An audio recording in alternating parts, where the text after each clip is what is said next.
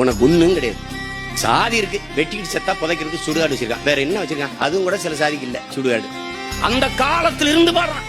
தமிழர் வேதம் கற்பிக்குது, தமிழர் மறை கற்பிக்குது. வள்ளுவ பெருமகனார் தந்தர்லயே மறை. பிறப்பு ஒக்கும் எல்லா உயிருக்கும் சிறப்பொவ்வா செய்தொழில் வேற்றுமையான். காலுக்கு செருப்பு தைக்கிறவன் தாழ்ந்தவன், தலைக்கு தொப்பி தைக்கிறவன் உயர்ந்தவன் என்ற எண்ணம் கூடாதுங்கிறான். செய்கிற தொழிலில் பாகுபாடு பார்த்து பிறப்பின் அடிப்படையில் பேதம் கூடாது என்கிறான். அன்றிலிருந்து சாதி இரண்டொழிய வேறில்லை, சாற்றுங்கால் நீதி வழுவா நெறிமுறையில் இட்டார் பெரியோர் இடாதார் இடி குலத்தார் கோட்டாங்கில் உள்ளபடி அறிவு மூதாட்டி அவை பண்றான். ரெண்டே சாதிதான். என்ன சாதி? தன்னிடத்தில் இருப்பதை பிறருக்கு கொடுப்பவன் உயர்ந்தோன், எல்லாவற்றையும் தனக்கு தனக்கென்று பதுக்குவன் ஒதுக்குவன் இழிமகன் ஈனசாதி என்று சொல்றான். கடைசியா புரட்சி பாவலர் சாதி ஒழித்தல் ஒன்று, நல்ல தமிழ் வளர்த்தல் மற்றொன்றுங்கிறார். கடவுள் வெறி, சமய வெறி, கண்ணல் நிகர் தமிழுக்கு நோய் நோய் நோயே, இடை வந்த சாதி எனும் இடர் ஒளிந்தால் ஆள்வது நம் தாய் தாய் தாயேங்கிறார்.